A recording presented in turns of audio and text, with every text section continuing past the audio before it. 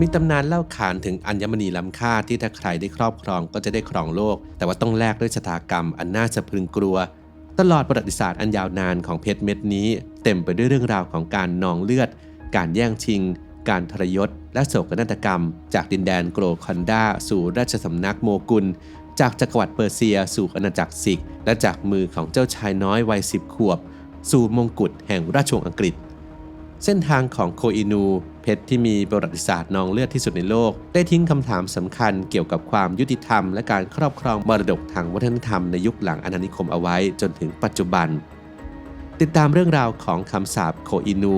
เส้นทางเพชรที่นองเลือดที่สุดในประวัติศาสตร์กันครับ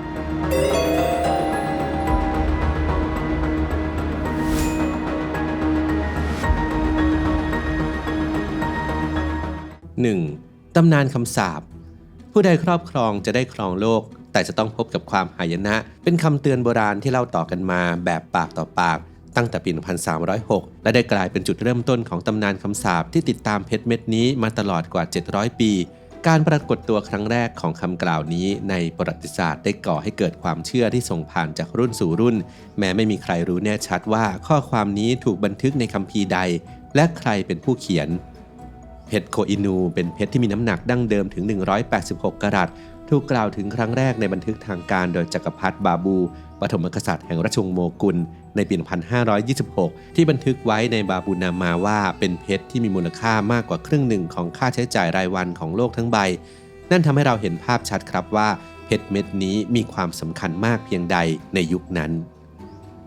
จนถึงปัจจุบันเพชรโคอินูที่ถูกเจรไนใหม่จนเหลือน้ำหนัก 105.6 กะรัตมีขนาดเท่าไข่ไก่ยังคงเป็นหนึ่งในอัญมณีที่มีประวัติศาสตร์อันยาวนานและน่าสะพรึงกลัวที่สุดในโลกผ่านการเปลี่ยนมือผู้ครอบครองมานับไม่ถ้วนและแต่ละครั้งล้วนมีเรื่องราวของการนองเลือดการสูญเสียและโศกนาฏกรรมเกิดขึ้นเสมอราวกับว่าคำสาปนั้นมีอยู่จริง 2. ต้นกำเนิดแห่งคำสาปย้อนกลับไปในช่วงศตวรรษที่ 12 ถึง 13 ในดินแดนโกลคอนดาบริเวณริมฝั่งแม่น้ำกิษณะซึ่งปัจจุบันอยู่ในรัฐอันธรประเทศของอินเดียเป็นพื้นที่ที่นักประวัติศาสตร์เชื่อว่าเป็นแหล่งกำเนิดของเพชรโคอินูในยุคนั้นเมืองโกลคอนดาเป็นแหล่งเพชรแห่งเดียวของโลกในตอนนั้นก่อนที่จะมีการค้นพบแหล่งเพชรในบราซิลในปี 1725 เมืองโกลคอนดาไม่ใช่เมืองธรรมดาแต่เป็นแหล่งกำเนิดของเพชรที่มีคุณภาพสูงที่สุดในประวัติศาสตร์เพชรจากที่นี่มักถูกพบในบริเวณท้องน้ำของแม่น้ำที่แห้งขอดโดยช่างฝีมือท้องถิ่นจะใช้วิธีการคัดแยกอย่างพิถีพิถันเพื่อให้ได้เพชรที่มีความบริสุทธิ์สูงสุดแม้ไม่มีการบันทึกที่แน่ชัดครับว่าใครเป็นผู้ค้นพบโคอินูแต่กระบวนการค้นหาและคัดแยกเพชรในยุคนั้นต้องใช้ความชำนาญและประสบการณ์อย่างสูงในวัฒนธรรมท้องถิ่นของอินเดียเพชรไม่ได้เป็นเพียงอัญมณีมีค่าแต่ยังถูกมองว่าเป็นวัตถุศักดิ์สิทธิ์ที่มีพลังพิเศษมีความเชื่อว่าเพชรที่บริสุทธิ์นั้นสามารถปกป้องผู้สวมใส่จากพยันตรายและนำโชคลาภมาให้แต่ในทางกลับกันหากเพชรเม็ดนั้นได้มาด้วยวิธีการที่ไม่ชอบธรรมก็อาจนำความหายนะมาสู่ผู้ครอบครองได้เช่นกันความเชื่อนี้อาจเป็นที่มาของตำนานคำสาปโคอินูที่แพร่หลายในเวลาต่อมา 3. เส้นทางนองเลือด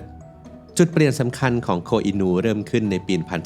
1739 เมื่อนาเดอร์ชาแห่งเปอร์เซียบุกเข้าเดลีซึ่งขณะนั้นเป็นหนึ่งในเมืองที่มั่งคั่งที่สุดในโลกมีประชากรมากกว่าลอนดอนและปารีสรวมกันการรุกรานครั้งนั้นทำให้เขาได้ครอบครองสมบัติมหาศาลต้องใช้ช้าง 700 เชือกอูฐ 4,000 ตัวและม้า 12,000 ตัวในการขนย้ายรวมถึงเพชรเม็ดนี้ที่เขาตั้งชื่อว่าโคอินูหรือภูเขาแห่งแสงแต่ว่า 8 ปีให้หลังเขากลับถูกองครักษ์ของตัวเองลอบสังหารจนอาณาจักรล่มสลายต่อมาเพชรเม็ดนี้ก็ตกอยู่ในการครอบครองของราชวงศ์ดูรารานีแห่งอัฟกานิสถานภายใต้การปกครองของอามัดชาดูรารานีแต่โศกนาฏกรรมก็เกิดขึ้นอีกครั้งเมื่อหลานชายของนาเดอร์ชาชารุกชาถูกทรมานด้วยการเทตะกั่วหลอมเหลวบนศีรษะเพื่อให้บอกที่ซ่อนของโคอินูและในยุคต่อมาซามานชาดูรารานีผู้สืบทอดบัลลังก์คนที่ 3ก็ถูกทำให้ตาบอดด้วยเข็มร้อนจักรวรรดิซิกเป็นผู้ครอบครองโคอินูคนต่อมาภายใต้การปกครองของมหาราชารันจิกสิงห์ผู้ได้รับฉายาว่าสิงห์แห่งปัญจาบโดยได้เพชรมาจากชาชุดจาดุรารานีที่ลี้ภัยมาพึ่งพระบรมโพธิสมภารในปี 1813 แม้รัญจิตสิงห์จะสามารถสร้างจักรวรรดิที่ยิ่งใหญ่แต่หลังจากสิ้นพระชนม์ในปี 1839 จักรวรรดิสิกก็เริ่มอ่อนแอลงจนในที่สุดก็ต้องพ่ายแพ้ต่ออังกฤษในสงครามแองโกลสิกครั้งที่ 2 4. โศกนาฏกรรมเจ้าชายน้อยโศกนาฏกรรมของโคอินูยังไม่จบเพียงเท่านั้นเมื่อมหาราชาดูลิฟสิงห์วัยเพียง 10 พรรษาทรงถูกบังคับให้ลงนามในสนธิสัญญาลาฮอร์ในปี 1849 ยอมมอบเพชรโคอินูให้แก่บริษัทอีสต์อินเดียนี่ไม่ใช่เพียงการสูญเสียอัญมณีล้ำค่าแต่เป็นการสิ้นสุดของจักรวรรดิสิกอย่างสมบูรณ์หลังจากนั้นบริษัทอีสต์อินเดียได้จับพระมารดาของพระองค์ราณีจินดันขังคุกและส่งมหาราชาดูลิฟสิงห์วัยเพียง 15 พรรษาไปอังกฤษในปี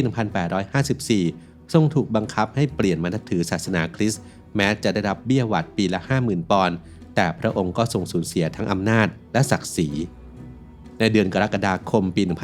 1854 ขณะที่กำลังวาดพระบรมสารีริกลักษณ์ของพระองค์หรือภาพเขียนบุคคลจริงในพระราชวังบักกิงแฮมสมเด็จพระราชินีนาถวิกตอเรียได้พระราชทานโอกาสให้พระองค์ได้ทอดพระเนตรโคอินูอีกครั้งและในช่วงท้ายพระชนชีพพระองค์ทรงพยายามต่อต้านอังกฤษและขอความช่วยเหลือจากเยอรมนีเพื่อกลับสู่อินเดียแต่ไม่ประสบความสำเร็จพระองค์สิ้นพระชนในปารีสด้วยพระชนมายุเพียง 55 พรรษาในสภาพที่ยากไร้และอ้างว้าง 5. การเปลี่ยนแปลงครั้งใหญ่เมื่อโคอินูมาถึงอังกฤษสมเด็จพระราชินีนาถวิกตอเรียทรงตัดสินพระทัยจัดแสดงเพชรเม็ดนี้ในงานนิทรรศการที่ไฮด์พาร์คในปี 1851 แต่ผลตอบรับกลับไม่เป็นไปตามที่คาดหวังประชาชนชาวอังกฤษต่างผิดหวังที่เห็นเพชรที่มีชื่อเสียงโด่งดังดูไม่ต่างจากเศษแก้วธรรมดาหนังสือพิมพ์ไทมส์ถึงกับต้องรายงานความผิดหวังของสาธารณชนในเดือนมิถุนายนปี 1851 จากความผิดหวังครั้งนั้นเจ้าชายอัลเบิร์ตพระสวามีของสมเด็จพระราชินีนาถวิกตอเรียจึงมีพระบัญชาให้เจรไนเพชรใหม่ในปี 1852 เพื่อให้มันสะท้อนแสงได้ดีขึ้นและมีความงดงามมากยิ่งขึ้นแต่กระบวนการนี้ก็ทำให้น้ำหนักของเพชรลดลงถึง 40% จาก 186 กะรัตเหลือเพียง 105.6 กะรัตภายใต้การครอบครองของราชวงศ์อังกฤษคำสาปของโคอินูยังคงเป็นเรื่องที่ถูกให้ความสำคัญราชวงศ์อังกฤษจึงมีธรรมเนียมว่าจะให้เฉพาะพระราชินีหรือพระมเหสีเท่านั้นที่สวมใส่เพชรเม็ดนี้ได้โคอินูจึงถูกนำไปประดับในมงกุฎของพระราชินีหลายพระองค์ตั้งแต่สมเด็จพระราชินีนาถอเล็กซานดราสมเด็จพระราชินีนาถแมรี่และสุดท้ายในปี 1937 ถูกฝังอยู่ในมงกุฎของสมเด็จพระราชินีนาถเอลิซาเบธพระราชชนนีซึ่งครั้งสุดท้ายที่มงกุฎนี้ถูกนำมาแสดงต่อสาธารณชนคือในพระราชพิธีพระศพของพระองค์ในปี 2002 6. คำสาปในยุคปัจจุบันตลอดระยะเวลา 800 ปีของประวัติศาสตร์โคอินูราชวงศ์อังกฤษครอบครองเพชรเม็ดนี้ยาวนานที่สุดและปัจจุบันโคอินูถูกเก็บรักษาไว้ในหอคอยวอเตอร์ลูภายในเจเวลเฮาส์ณหอคอยแห่งลอนดอนแต่คำถามเรื่องความชอบธรรมในการครอบครองยังคงเป็นประเด็นถกเถียงที่ร้อนแรงในปี 2015 ชาชิทารูได้กล่าวสุนทรพจน์ที่สหภาพออกฟอร์ดโดยชี้ให้เห็นว่าเมื่ออังกฤษเข้ามาในอินเดียมีสัดส่วนเศรษฐกิจถึง 23% ของโลกแต่เมื่ออังกฤษจากไปเหลือเพียงต่ำกว่า 4%โคอินูกลายเป็นสัญลักษณ์แห่งการล่าอาณานิคมและการสูญเสียความมั่งคั่งของอินเดีย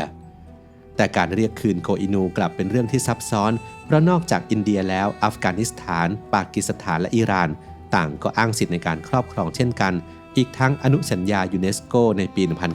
1970 ว่าโดยการห้ามและป้องกันการนำเข้าส่งออกและโอนกรรมสิทธิ์มรดกทางวัฒนธรรมโดยมิชอบก็ไม่สามารถบังคับใช้ย้อนหลังกับกรณีนี้ได้เนื่องจากเหตุการณ์เกิดขึ้นก่อนที่อนุสัญญาจะมีผลบังคับใช้นักมนุษยวิทยาริชาร์ดคูรินเสนอว่าบางทีเราอาจจะต้องปล่อยให้โคอินูพักสงบณที่แห่งสุดท้ายเพื่อไม่ให้ประวัติศาสตร์อันมืดมนของมันต้องวนเวียนซ้ำรอยแต่คำถามที่ยังคงค้างคาใจผู้คนคือเราควรปล่อยให้ผลพวงของการล่าอาณานิคมดำรงอยู่ต่อไปหรือควรหาทางออกที่เป็นธรรมสำหรับทุกฝ่ายกันแน่หรือแท้ที่จริงแล้วคำสาปของเพชรเม็ดนี้ก็คือการที่มนุษยชาติยังคงวนเวียนอยู่ในวังวนของความรุนแรงและการแย่งชิงเพื่อให้ได้มาซึ่งอำนาจเหนือเพื่อนมนุษย์บนโลกปัจจุบันที่เรียกขานกันว่าเป็นโลกเสรีแล้วก็ตาม